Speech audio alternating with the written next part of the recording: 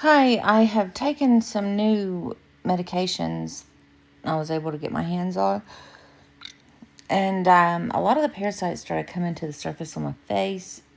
My face has had a whole lot of activity, so I'm just hoping that that means it's getting worse before it gets better. But this video should be able to show people that um, there's a blood cyst like right under the edge of the skin, and that there's active parasites under it. So when it looks like when I start pulling these things out that it starts to bleed, it's not really bleeding all the time. It's a blood cyst that ruptures. And it's not a good thing to do this, but I wanted to be able to demonstrate how many parasites are in there and what's going on with them, kind of get the data of how that blood cyst behaves. But like I said, it's not a great idea because the blood cyst is full of larvae and it may spread if I don't get it off in time. But I'm hoping that this medicine that I'm working will eliminate that worry.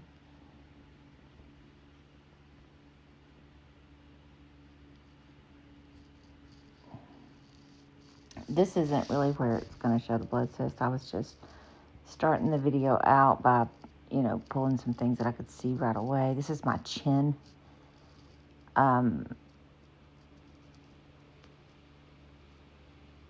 The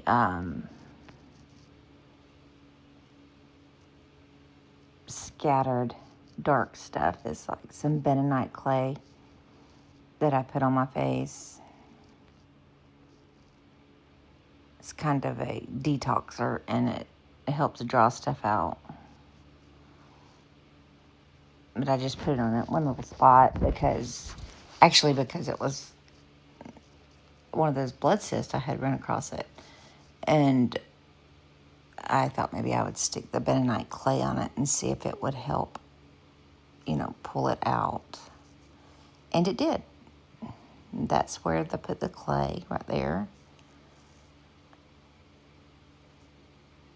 So now I'm taking the clay off, and it's going to look like it's bleeding a bit under it. But like I said, that's just a blood cyst. I broke it. You can see the parasites there on the edge of the clay.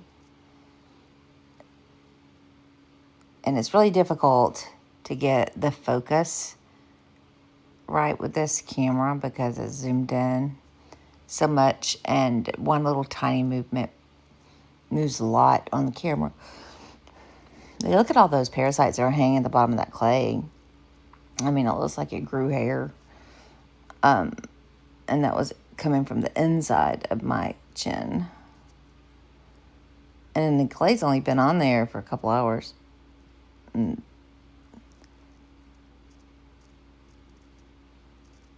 there, I'm getting it off. I'm sorry about it being squeamish, but I'm hoping that right there will pull out.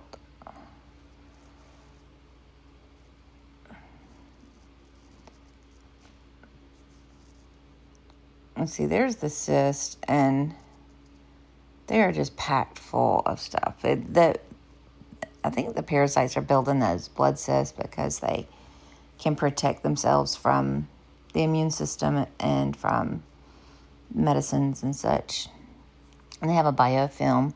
That's what the white pilly stuff looks like on my chin. It's the biofilm coming off.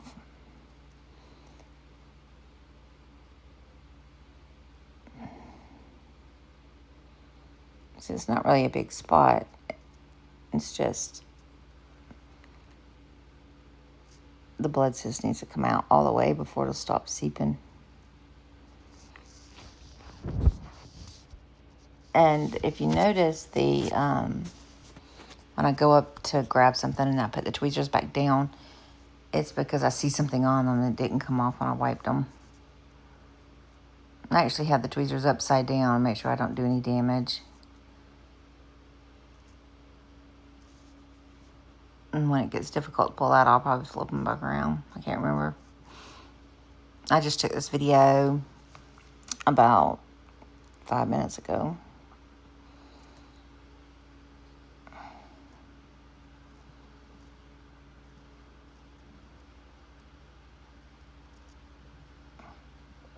I'm trying to get it out because it's like woven in there. There's one of the parasites there. Watch him. He's moving around, looking around.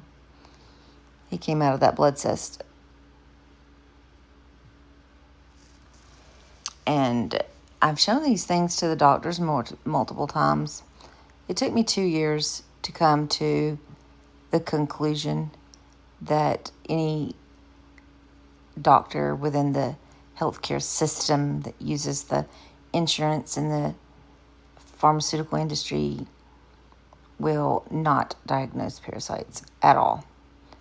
I didn't believe it. It took me a long time. I had to learn the hard way. I wish I would have listened to all the people that were telling me that it wasn't going to happen. And I was just so sure I was going to find that doctor.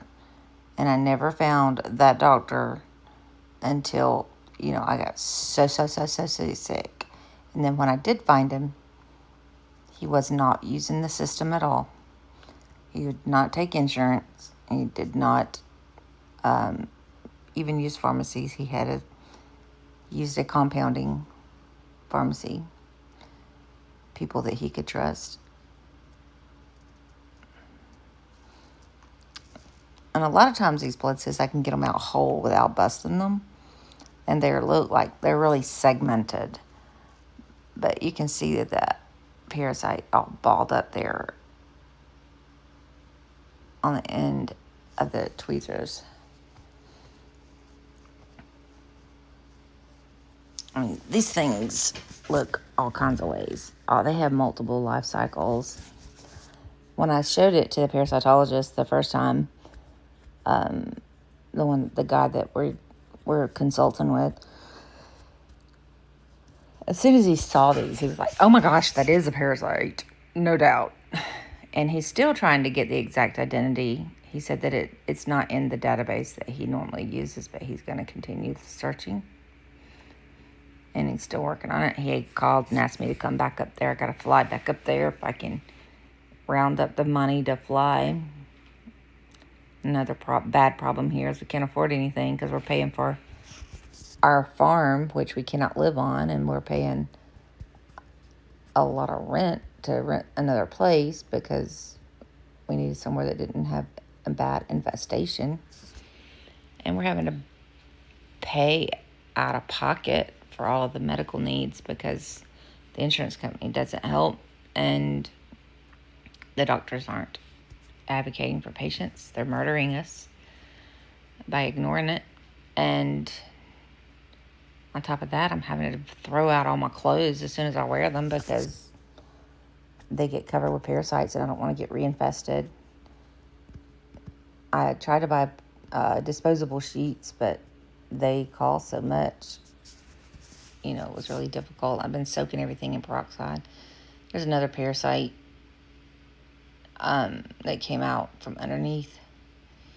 You see how long it is? It was under that other one. And believe it or not, this will heal up really fast because I use that benzoyl peroxide lotion and it really does heal fast with that.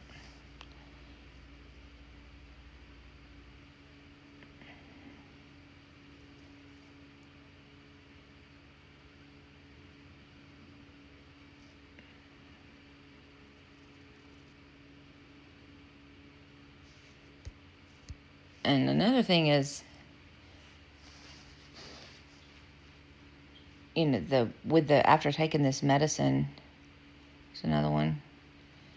After taking this medicine, all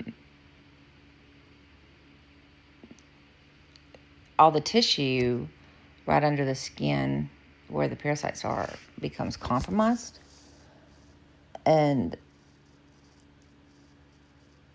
it's just really like soft and slushy.